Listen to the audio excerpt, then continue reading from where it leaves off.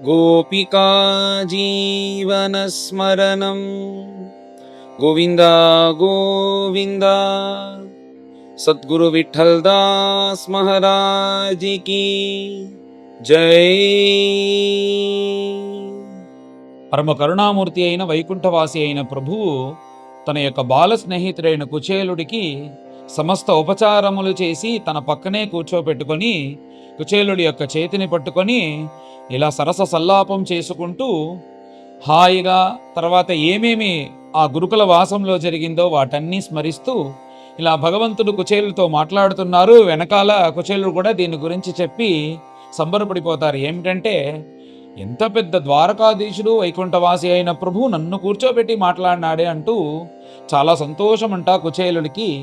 ఇలాగా మాట్లాడుతూ ఉండేటప్పుడు, స్వామి మీరు అంత దూరం నుంచి నన్ను చూసేదానికి వచ్చారే, తప్పకుండా ఏదైనా నాకు తీసుకొని వచ్చుంటారు, మీరు ఏమి తీసుకొచ్చారో అది నాకు ఇవ్వాలి అంటూ భగవంతుడు ఇలా తన స్నేహితుడు అంటే స్వాధీనం ఉంటుంది కదా, స్వాధీనంతో భగవంతుడు అడుగుతున్నాడంట.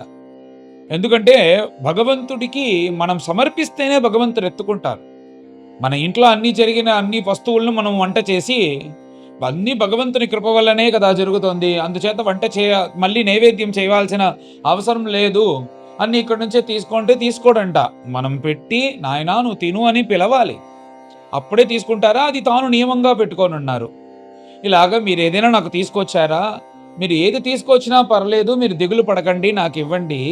ఇప్పుడు భగవంతుడు కుచేలుడు కాకుండా మన కోసం అంటున్నారంట. ఏమిటంటే, పత్రం పుష్పం ఫలం తోయం యోమే భక్త్యా ప్రయచ్చతి.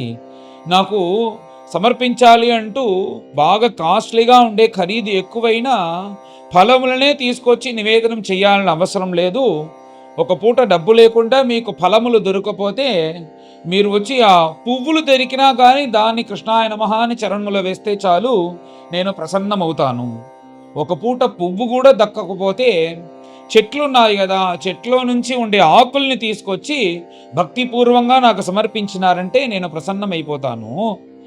ఆకులు కూడా దొరకని సమయంలో ఒక ఉద్ధరణి తీర్థం ఎత్తుకొని, కృష్ణ ఈరోజు ఇదే నాకు సాధ్యంగా ఉంది, నా యొక్క భక్తిని ఈ తీర్థం ద్వారా నీకు సమర్పిస్తున్నాను, నువ్వు స్వీకరించాలి అంటే చాలు.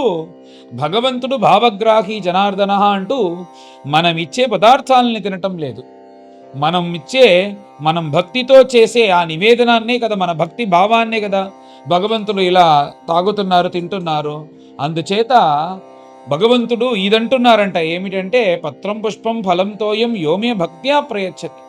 భక్తితో ఇలాగ ఎవరైతే ఇస్తారో వాళ్ళు ఇచ్చే ఒక్క ఉద్ధరణి తీర్థం కూడా నేను అమృతంలాగా తీసుకొని ఇలాగ సంతోషపడతాను. భక్తి లేకుండా నువ్వు 1000 లీటర్లు పాల్పాయసం నివేదనం చేస్తాను, అభిషేకం చేస్తానని చేసినావంటే ప్రయోజనం లేదు అంటూ కుచేలుడి దగ్గర కృష్ణుడు ఇలా అని, ప్రభు మీరు నా కోసం ఏదైనా తీసుకొచ్చినారా, ఏదైనా ఉంటే తీసుకురండి, ఇవ్వండి అంటూ మళ్ళీ అడుగుతున్నారంట కుచేలుడి దగ్గర.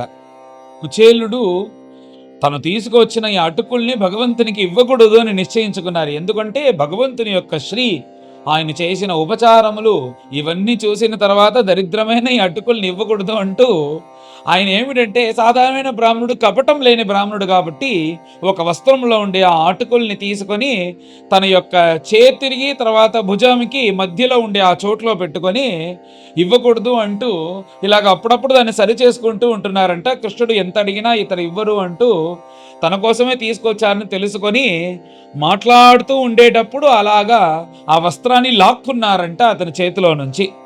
అలా లాక్కునేటప్పుడు ఆ వస్త్రం కూడా అది దృఢంగా లేదు, అది కొంచెం క్షీణమైన వస్త్రం. దాని చేతిలో పెట్టుకొని తెరిచి చూస్తే అటుకుల్ని చూసిన వెంటనే పరమప్రీణనం సఖే అంటూ ముఖంలో అంత మందహాసమంట.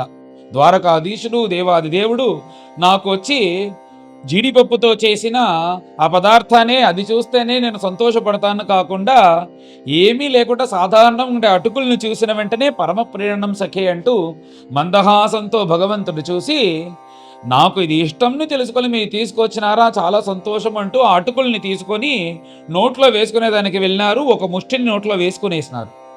అలా వేసుకునేటప్పుడు ఏమి అనుకున్నారంటే భగవంతుడు ఆ కుచేలుల యొక్క స్థితిని చూసి, నేను అవతారం చేసి ఉండేటప్పుడు నా భక్తుడైన కుచేలుడు పరమ బ్రాహ్మణోత్తముడైన ఇతడు ఇలా కష్టపడటం భావ్యం కాదు అంటూ, ద్వారక ఎలా ఉందో ద్వారకలాగానే ఆ సకల సంపత్తు ఐశ్వర్యం ఉండేలాగా ఒక అంతఃపురం అక్కడ రావాలి అంటూ మహాలక్ష్మిని ఆజ్ఞాపించేలాగా ఒక ముష్టి అటుకులు నోట్లో వేసుకున్నారంట. దీని గురించి మనం ఏం తెలుసుకోవాలి అంటే, భగవంతుడు ఊరికే ఏమి ఇవ్వడు. మనకు ఒక విషయం కావాలి అంటే అది అతని దగ్గర వెళ్ళి అడగాలి. ఏది వద్దు అని ఒక స్థితి ఉంటుంది. అది పెద్ద మహాత్ములు ఉండే స్థితి. ఆ స్థితిలో ఇప్పుడు ఎవ్వరు లేదు. మనందరికీ అన్నీ కావాలి. ఇక లోకంలో సుఖ దుఃఖములు అన్నీ తెలుస్తుంది. మనకు ఆశలు అవి ఉన్నాయి, అవి తీర్చుకోవాలి. కాబట్టి అలా ఉనిందంటే మనం వెళ్ళి భగవంతుని దగ్గర ప్రార్థన చేయాలి. నీకు అన్నీ తెలుసు కదా, నువ్వు ఇవ్వచ్చు కదా అంటే ఇవ్వరు. మనం వెళ్ళాలి, ప్రార్థన చెయ్యాలి, మొక్కుకోవాలి, కష్టపడాలి. అప్పుడే భగవంతుడు ఇస్తాడు. అది తెలిపేలాగా ఊరికే కుచేలుడికి సకల సంపత్తి ఇవ్వలేదంట. ఒక ముష్టి అటుకులు నోట్లో వేసుకొని, ఆ సమయంలో వేసుకునేటప్పుడు నా స్నేహితుడికి ఇలాగా ద్వారక సదృశంగా ఒక అంతఃపురం రావాలి అంటూ ఇలా నోట్లో వేసుకున్న వెంటనే అక్కడ సంపత్తు అనేది వచ్చేసింది. ఇంకొక ముష్టి నోట్లో వేసుకోవాలని వెళ్ళేటప్పుడు రుక్మిణి వచ్చి చేతిని పట్టుకొని ఆపి, స్వామి చాలు అనేసిందంట. ఏతావత అలం. రుక్మిణి ఎందుకు చాలు అని చెప్పింది అని భాగవతంలో లేదు. కానీ మహాత్ములు పెద్దలందరూ చెప్పేటప్పుడు ఒక కారణం ఏమిటంటే, ప్రభు మీరు నోట్లో వేసుకునేటప్పుడే సకల సంపత్తు ఐశ్వర్యం అక్కడ వెళ్ళాలన్నారు. నా దగ్గర ఉండే సకల సంపత్తుని నేను ఇచ్చేశాను. ఇక మీదట ఇంకో ముష్టి వేసుకున్నారంటే నేను కూడా అక్కడ వెళ్ళి వాళ్ళతో పాటు ఉండాలి. నా దగ్గర ఇంకా ఏమీ లేదు, అందుచేత చాలు అని చెప్పేటట్టుగా ఉంది. ఇంకొకటి ఏమిటంటే, పరమ భాగవతోత్తముడు బ్రాహ్మణుడైన కుచేలుడు తెచ్చిన అటుకులు మీరు తిన్న ప్రసాదం మీరు మాత్రం తింటే బాగుంటుందా, మేమందరం కూడా ఉన్నాం కదా, మాకు కూడా ఉచ్చిష్టం దక్కాలి అంటూ ఇలా రుక్మిణీదేవి ప్రార్థించి భగవంతుని దగ్గర నుంచి ఆ అటుకులు తీసుకునేసింది అంటూ ఇలా పెద్దలందరూ అంటారు. అలా రుక్మిణీదేవి ఆ అటుకుల్ని ఇంకో ముష్టి వేసుకునే లోపల అలం అంటూ తీసుకునేసి తాను తిని మిగతా ఉండే మనుషులందరికీ ఇచ్చిందంట రుక్మిణి. ఇలా ఉన్న తర్వాత కుచేలుడు ఆ రోజంతా భగవంతుడితోనే ఉండి, అక్కడ భగవంతుడు ఏమంతా పరిపాలన చేస్తున్నారో, ఎవరు ఎలా శాసిస్తున్నారో వాటన్నిటినీ చూసి, అలా భగవంతుడితో పాటు ఆ రోజు రాత్రి రుక్మిణితో పాటు నిద్ర లేదంట, కుచేలుడితో నిద్రపోయారంట ప్రభువులు.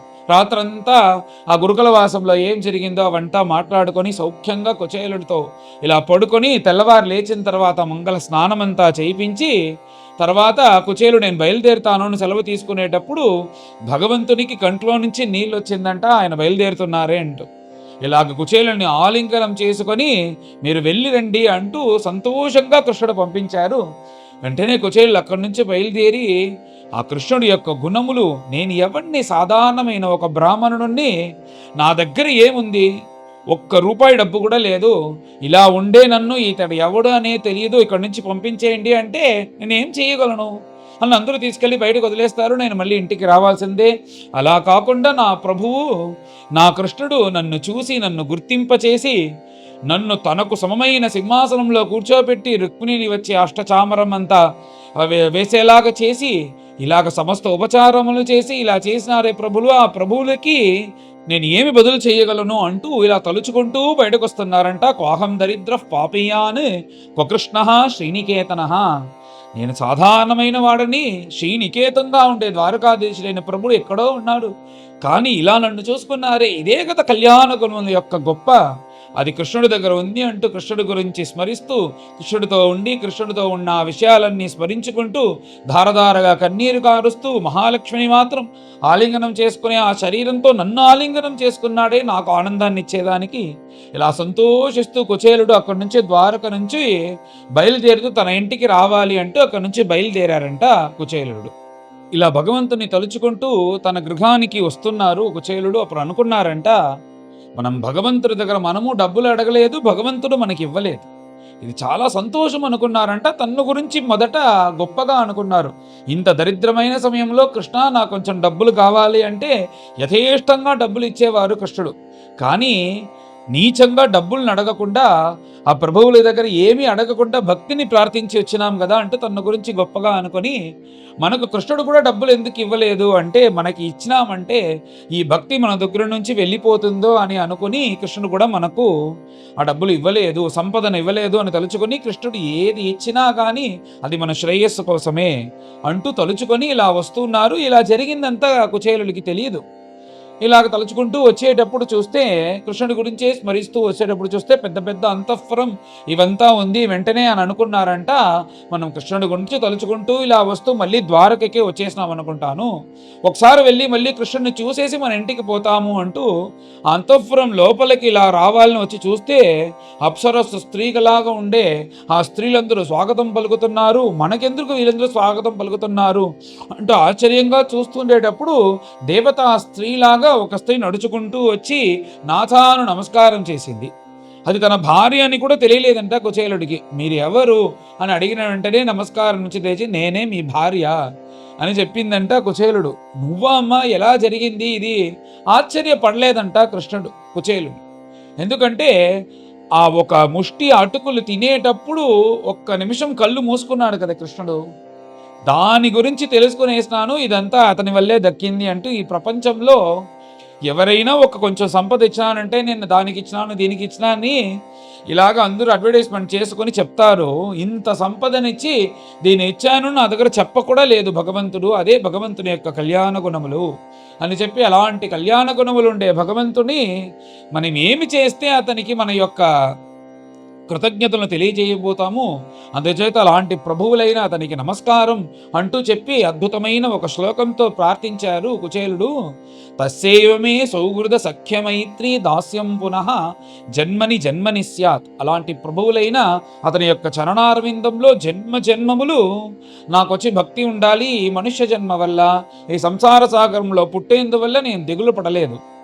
ఎందుకంటే నా దగ్గర ఎలాగైతే భగవంతుడు ఏ ప్రత్యుపకారము లేకుండా నాకు ఇంత సంపదనిచ్చారో, అలాగనే నేను కూడా ఎన్ని జన్మలెత్తినా ఆ ప్రభువులకి భక్తి చేసుకుంటూ, ఈ భక్తి వల్ల అది దక్కుతుంది ఇది దక్కుతుంది అని అనుకోకుండా భగవంతుడే కావాలి అనే ఒక ధ్యాసతో నేను ఇలా జన్మ జన్మములు జన్మించినా కానీ అతని యొక్క భక్తి చెయ్యాలి అంటూ, తర్వాత ఆ భక్తిని ప్రసాదించే మహాత్ముల యొక్క సంఘము నాకు కావాలి అంటూ అద్భుతమైన ఒక శ్లోకంతో ప్రార్థన చేశారు కుచేలుడు.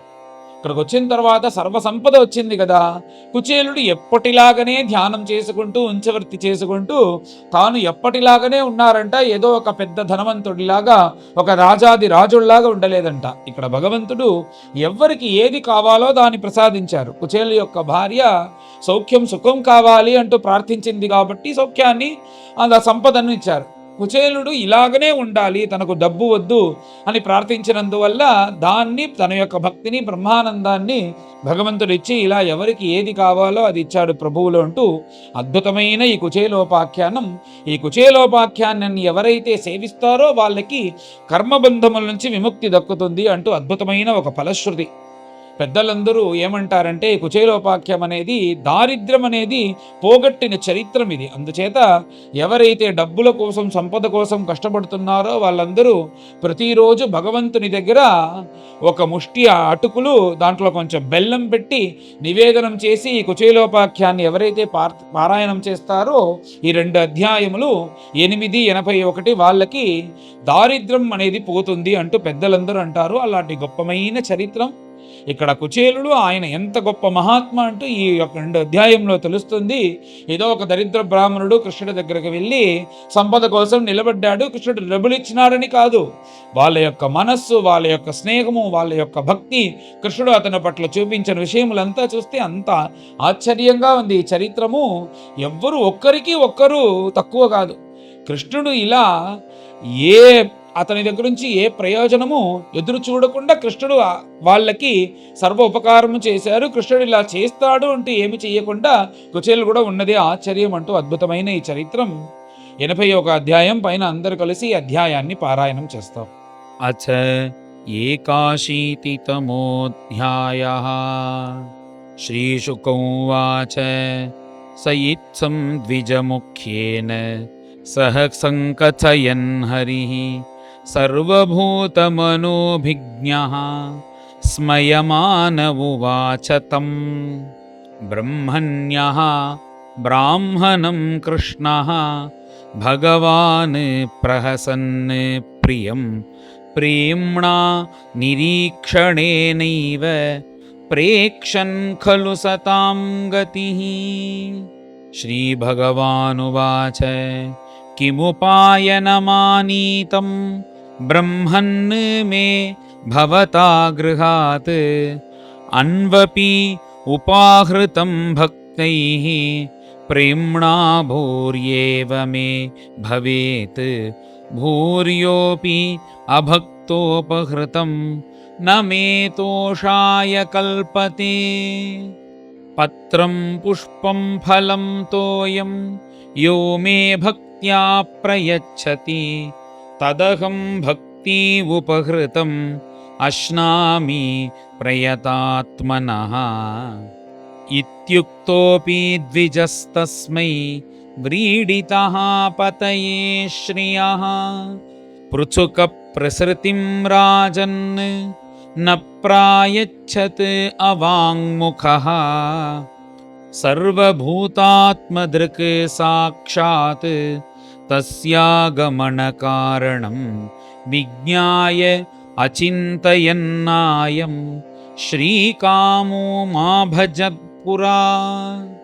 पत्न्याः पतिव्रतायास्तु सखा प्रियचिकीर्षया प्राप्तो मामस्य दास्यामि सम्पदो अमर्त्य दुर्लभाः।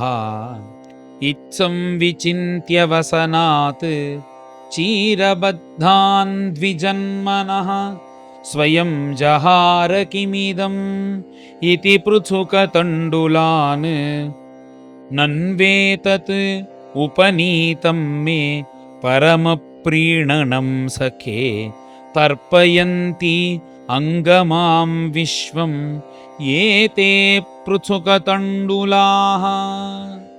इति मुष्टिं सकृज्जग्ध्वा द्वितीयां जग्धुमाददे तावत् श्रीः जगृहे हस्तं तत्परा परमेष्ठिनः।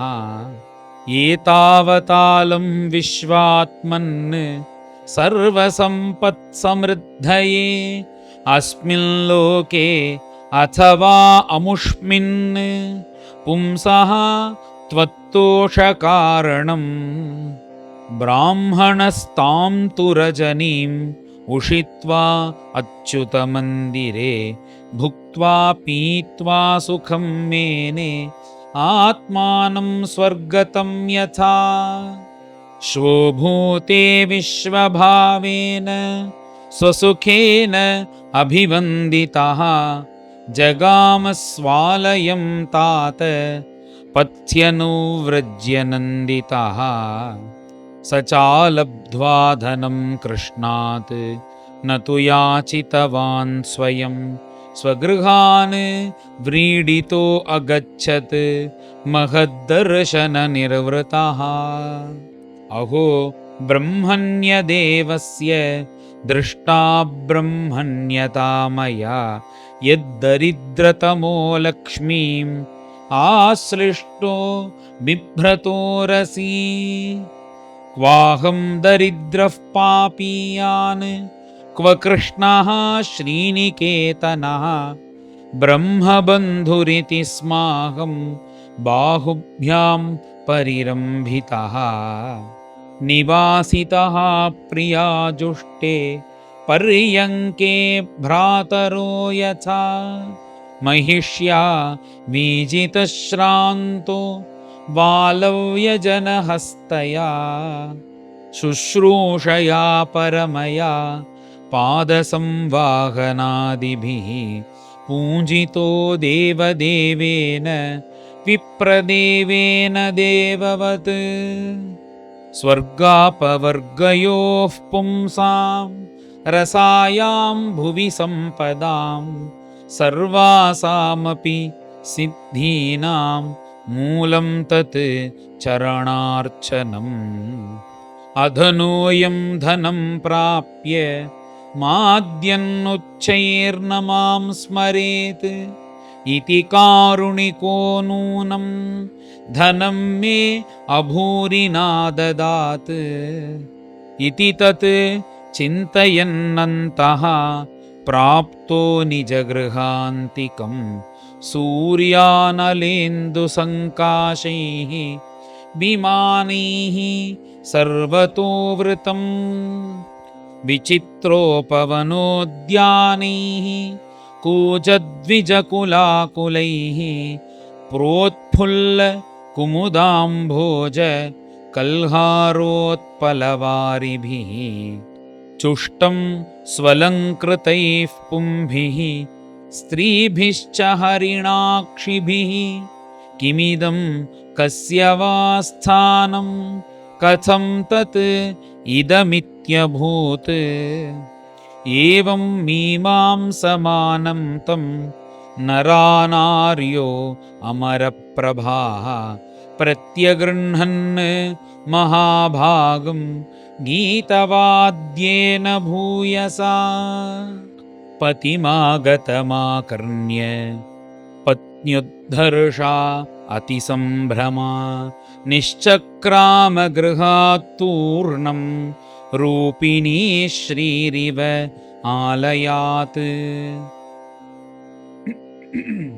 पतिव्रता पतिं दृष्ट्वा प्रेमोत्कण्ठाश्रुलोचना मीलिताक्षी अनमत् बुद्ध्या मनसा परिषस्वजे पत्नीं वीक्ष्य विस्फुरन्तीं देवीं वैमानिकीमिव दासीनां निष्ककण्ठीनां मध्ये भान्तिं सविस्मितः प्रीतः स्वयं तया युक्तः प्रविष्टो निजमन्दिरं मणिस्तम्भशतोपेतं महेन्द्रभवनं यथा पयः फेननिभाशय्या दान्तारुक्मपरिच्छदाः पर्यङ्का हेमदण्डानि चामरव्यजनानि च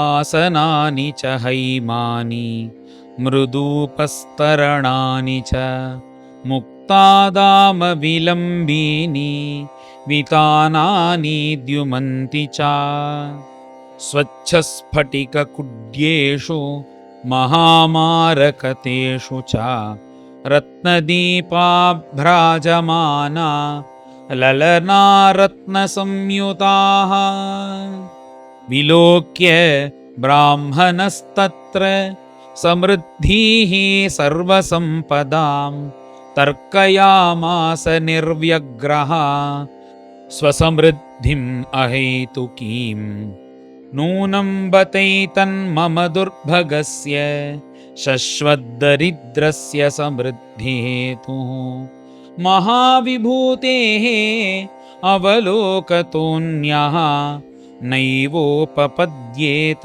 यदुत्तमस्य नन्वब्रुवाणो दिशते समक्षं याचिष्णवे भूर्यपि भूरिभोजः पर्जन्यवत् तत् स्वयमीक्षमाणः दाशार्हकानां ऋषभः सखा मे किञ्चित् करोति उर्वपि यत्स्वदत्तं सुहृत्कृतं फल्ग्वपि भूरिकारी मयोपनीतां पृथुकैकमुष्टिं प्रत्यग्रहीत् प्रीतियुतो महात्मा तस्यैव मे सौहृदसख्यमैत्री